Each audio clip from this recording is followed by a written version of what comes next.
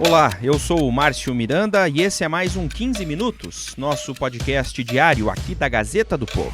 A empresa Yacols é acusada de envolvimento no disparo de mensagens em massa por aplicativos durante a campanha eleitoral de 2018. Em depoimento à CPMI das fake news, o ex-colaborador da empresa, Hans River, afirmou que cada funcionário usava vários celulares para fazer campanhas comerciais e políticas, com disparo de mensagens pelo WhatsApp. Tem uma máxima que envolve as comissões parlamentares de inquérito, as famosas CPIs ou CPMIs, quando elas são mistas, envolvendo deputados e senadores. A máxima é a seguinte: CPI você sabe como começa, mas não sabe como termina.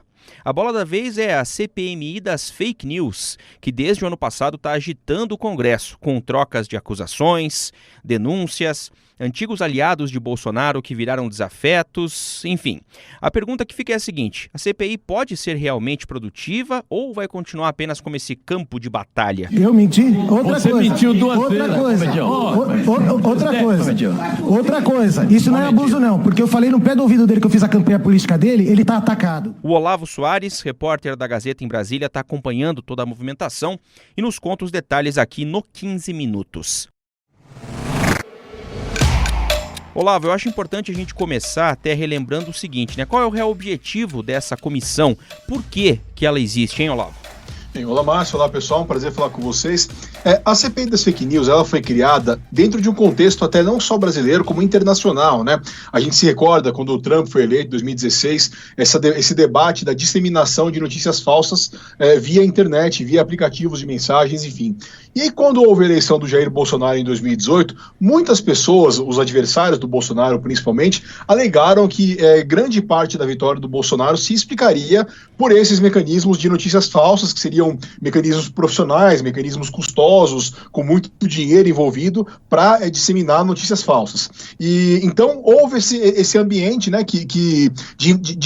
de uma tentativa de investigar essas supostas redes de envio de calúnias, envio de mentiras, enfim, e mesmo envios de eventualmente não de mentiras, mas de uma profissionalização de envio de conteúdo, de uma maneira que feriria a lei eleitoral, Porque a gente se recorda que a lei eleitoral, ela atualmente proíbe que empresas doem dinheiro para campanhas políticas, e uma das acusações que vigorou durante o período eleitoral da eleição de 2018 é que pessoas jurídicas, que empresas estariam pagando centrais de divulgação de informações. E aí, como vou reiterar, nesse caso não seriam necessariamente informações inverídicas, ainda que fossem campanhas políticas lícitas, mas dentro desse contexto, como não se pode fazer doação de pessoa jurídica, também seria algo irregular. Então a CPI nasceu nesse intuito. E justamente por esse propósito, desde o começo, desde que ela foi montada, o pessoal aliado do Bolsonaro trata a CPI com muita contrariedade. Ficou muito claro quando se viu, e muitas vezes, dentro das internets da vida, ataques ao senhor Jair Bolsonaro, quando então candidato. Eles enxergam a CPI como uma espécie de terceiro turno, como uma espécie de tentativa da oposição de deslegitimar a vitória do Bolsonaro em 2018. Pois é, e por enquanto, Olavo, parece que a CPI tem servido mesmo para aquilo que muitas vezes acaba se transformando as comissões como essa, Que é palanque político, troca de ofensas entre adversários. Vamos lembrar que nessa semana aí, na terça-feira, dia 11, tivemos um capítulo desse, inclusive com a participação lá do Hans River, que levou algumas informações sobre esses disparos em massa, mas acabou se transformando também nesse instrumento para trocas e embates políticos. Exato. As sessões da CPI das fake news, salvo raras exceções, têm sido sessões de muito, vou usar uma expressão bem direta, de muito quebra-pau, de muita briga. Por quê? As pessoas que estão indo depor na CPI são sempre pessoas que têm conteúdos inflamáveis, digamos assim, Muitas pessoas que depuseram na comissão têm vínculo ou tiveram vínculo com o presidente Bolsonaro. Então, por exemplo, quem foi depor na comissão numa ocasião foi o jornalista Alan dos Santos, que é editor do site Terça Livre, um site que foi acusado de disseminar notícia falsa. Os deputados Alexandre Frota e Joyce Hasselmann, ambos ex-bolsonaristas, a Joyce nem tanto, mas enfim, dois que eram aliados de primeira hora do Bolsonaro e deram uma afastada. Então são pessoas que foram interpretadas pela oposição como alguém que esteve dentro do outro lado, né, alguém que esteve junto do Bolsonaro e teria informações ricas para passar sobre o bolsonarismo. Acredito que tudo isso que vem acontecendo fere a Lei 1079, que trata do crime de responsabilidade do presidente da República. Eu quero crer que o presidente não sabe disso. Eu quero crer. Agora, pelo que vocês vão ver nas conversas do grupo do Gabinete do Ódio, o deputado Eduardo Bolsonaro está amplamente envolvido e é um dos líderes desse grupo. E nós tivemos na terça-feira, então, essa fala do Hans River do Rio Nascimento, que é uma pessoa que trabalhou numa empresa chamada Iacos, uma empresa que foi acusada de disseminar notícias falsas, e o Hans, ele prestou um depoimento, e eu vou deixar a parte das ofensas de lado, vou falar da parte técnica do depoimento dele.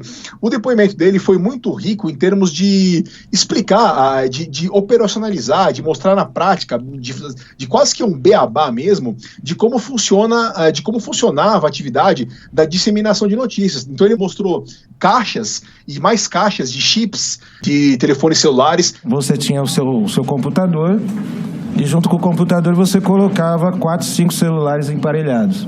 Então você abria o WhatsApp, você colocava o WhatsApp, fazia o cadastro do WhatsApp, você pegava um chip da TIM, da Vivo, da Claro ou da Oi, ou números internacionais, e você cadastrava no CPF que eles passavam, que a própria empresa passava. O senhor sabe por que números internacionais? Quando não se tinha chip funcionando, entendeu? Ou quando tinha muita demanda de propaganda, que era uma época intensa de propaganda política, de algumas pessoas, principalmente que estão aqui, entendeu? Então, assim, tinha muito disparo para se fazer naquele e-mail, e no caso, o chip não está funcionando, não subiu. Então vamos pegar número internacional. Chips que totalizariam mais de milhões de chips para que as mensagens pudessem ser difundidas, mas enfim. Mas retomando até o que você perguntou no começo, da questão de uma CPI ser muito confusa, muito complicada, realmente as sessões da CPI, elas têm ido por esse caminho e remete ao que você falou no início. Não sabemos para onde essa CPI vai. Em muitas ocasiões, a gente pode até se apropriar de uma linguagem futebolística, a gente vê um clima muito de catimba, né? Um clima de parlamentares, deputados, senadores, tentando fazer com que o jogo não seja jogado, tentando fazer com que o debate vá mesmo para confusão, com que o clima se esquente, com que as pessoas briguem mesmo, para que os debates investigativos, profundos, não ocorram realmente. Isso a gente tem verificado. Pois é, mas será que ela pode ir além disso, a CPI, Olavo? O que vem por aí pela frente ainda? Pelo menos espera-se que ela vá para frente, como comissão de investigação. Existe uma expectativa de alguns parlamentares de que sim, a CPI consiga ir além da briga, da picuinha, digamos assim, né? Por exemplo, a relatora da CPI, a deputada Elites da Mata, que concedeu entrevista pra gente, ela falou que ela está muito otimista, que a CPI, que ela tem vivência suficiente, ela é uma parlamentar bem experiente, que ela tem condições de extrair da CPI o que presta, né? De descartar a parte mais inflamável, digamos assim, e ir pro que presta. O presidente da CPI, o Ângelo Coronel, também falou algo nesse sentido, diz que há uma expectativa de se colher depoimentos, de se colher relatos, enfim, e encaminhar ao Ministério Público, que é a finalidade de uma CPI. Em relação específica ao Hans, né, a pessoa que foi muito citada nessa semana pela participação na comissão, o Hans, por exemplo, ele deve ter o sigilo telefônico e bancário dele quebrados, para que as investigações sobre ele se aprofundem. Então, existe essa expectativa. Além disso, a CPI deve ter a presença de mais pessoas de conteúdo, digamos, inflamável. Uma delas, o Fábio Weingarten, que é o atual chefe da Secretaria da Comunicação do Palácio do Planalto. O Fábio, que ele foi acusado de ser proprietário de uma empresa que recebe verbas do governo federal. Então haveria aí um conflito de interesse na atuação do Fábio, porque ele, de certo modo, ele direcionaria verbas do governo para ele próprio, né, como empresário, sim, como proprietário dessa empresa. Há a expectativa de que o Fábio seja convocado, há a expectativa de que a filha do filósofo Olavo de Carvalho seja convocada. Essa filha do Olavo de Carvalho, ela é rompida com ele, ela lançou um livro recentemente com críticas muito pesadas ao pai. Então, enfim, esse é o ambiente da comissão. A gente vê alguns parlamentares com expectativa de que a comissão dê certo, que a comissão chegue a um relatório conciso. Então, vamos ver se realmente essa expectativa seja produzida. Para fechar rapidamente, Olavo, até quando ela deve ir, pelo menos está programada, ou podem ser até prorrogados os trabalhos? O prazo da CPI é até abril. Começou um debate em torno de uma possível prorrogação da CPI. O presidente da Câmara, Rodrigo Maia, sugeriu isso, e quando isso foi falado, aliás, isso foi até interpretado como uma espécie de cutucada, uma provocação no bolsonarismo, né, que, como eu falei no começo, não gosta dessa CPI, é contrária à realização da CPI. A própria relatora da comissão, Alice da Mata, também na entrevista que ela concedeu a nós, ela disse que ela é favorável, sim, a prorrogação. Ela acha que a CPI deveria ir além, deveria ir mais uns 2-3 meses depois de abril. Já o presidente da comissão, Ângelo Coronel, falou que ele considera precipitado falar sobre isso ainda, ele não tem opinião nem pró nem contra no momento, ele acha que a gente está em fevereiro, até abril tem muito tempo ainda para que se tome uma decisão, mas a gente vai ver. Se esse clima de catimba continuar, é possível que a comissão seja continuada, porque os trabalhos realmente ficam mais complicados de serem, de produzirem algo de concreto. Olavo, obrigado, até a próxima. Um abraço, até a próxima. Vem por aí mais uma viagem internacional do presidente Jair Bolsonaro. No próximo mês, agora março, ele vai aos Estados Unidos mais uma vez. É a terceira desde o início do mandato. E agora o destino é a Flórida, Miami. O que exatamente o presidente Bolsonaro vai fazer por lá? É esse o tema aqui do 15 Minutos agora, na minha conversa com o Leonardo Desideri, repórter de República em Brasília. O Leonardo, o presidente vai se encontrar com o colega norte-americano, o Donald Trump, nessa visita. E qual que é o foco exatamente da visita do Bolsonaro, hein, Leonardo? Em março agora, vai fazer um ano da primeira visita do Bolsonaro aos Estados Unidos como presidente. Ele foi lá em março de 2019, né? Muito obrigado, presidente Trump, por sua calorosa hospitalidade. É uma honra estar em Washington, em minha primeira visita bilateral desde que fui eleito presidente do Brasil. Mas dessa vez não vai ter encontro com o Donald Trump como teve da primeira vez. Dessa vez o foco da visita vai ser aumentar as relações com os investidores da região da Flórida mesmo, que é um estado que tem uma relação muito forte com o Brasil, né? Uma relação comercial muito forte. O principal objetivo dessa visita é divulgar para o empresariado de Miami e da Flórida as reformas econômicas que estão em curso no Brasil e tentar com isso atrair investimentos. E você falou que a relação é forte entre o Brasil e especificamente o estado da Flórida, né? Quão forte é essa relação comercial hoje, hein? O Brasil, entre todos os países do mundo, ele é o principal destino das exportações da Flórida. Em 2018, por exemplo, a Flórida obteve 4,5 bilhões de dólares exportando para o Brasil.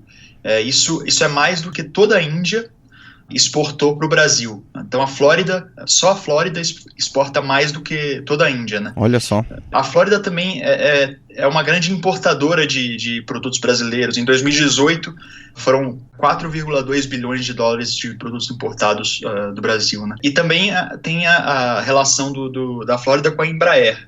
Melbourne, que é uma cidade da Flórida, tem uma unidade da Embraer que faz montagem final de aviões nos Estados Unidos. Montagem final quer dizer que monta o avião até o fim, né? Não só partes. E além disso, tem outras cidades que têm fábricas que montam peças, partes do avião, né? Em Jacksonville, que também é na Flórida, a Embraer inaugurou em 2013 uma fábrica para produzir a aeronave Super Tucano para a Força Aérea dos Estados Unidos.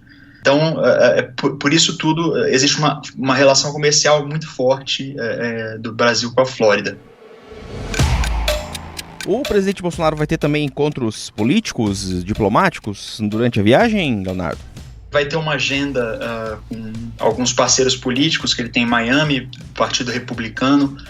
Ele, por exemplo, vai encontrar com o Rick Scott, que é um senador do Partido Republicano, que fez o convite para ele ir para lá, né? Com o Marco Rubio também, que é um ex-candidato à presidência dos Estados Unidos, que agora é senador e tem uma relação muito forte com a comunidade da América Latina. Então, e ele também é um entusiasta do governo Bolsonaro. Ele costuma falar bem do governo Bolsonaro, então vai ter esse encontro também com o Marco Rubio. Ele também vai encontrar o Francis Suárez, que é prefeito de Miami, que veio para o Brasil no ano passado, que teve um encontro com o Bolsonaro aqui também. Então, ele vai fazer esses encontros diplomáticos, além da relação comercial, que é muito importante. Ele também tem alguns parceiros políticos lá e ele vai ter esses encontros. E tem um detalhe também, né? O Bolsonaro vai para um estado que concentra uma grande comunidade de brasileiros aí que moram fora do país, né? Sim, o Itamaraty calcula, uma informação do Itamaraty, cerca de 300 mil pessoas. A comunidade brasileira na Flórida tem cerca de 300 mil pessoas. Então, é um lugar, uma comunidade brasileira muito forte e acaba sendo importante uma visita ali do presidente, né, para fortalecer, né, sinalizar que essa relação é de fato importante, né. Vamos acompanhar então em março essa viagem do presidente Jair Bolsonaro. Leonardo Desideri, de Brasília, conversou com a gente aqui no 15 Minutos. Até a próxima. Obrigado, até a próxima. Tá terminando mais um episódio do 15 Minutos, podcast da Gazeta do Povo.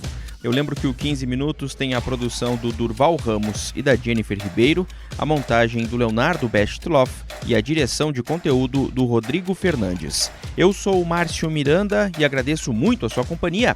Até amanhã.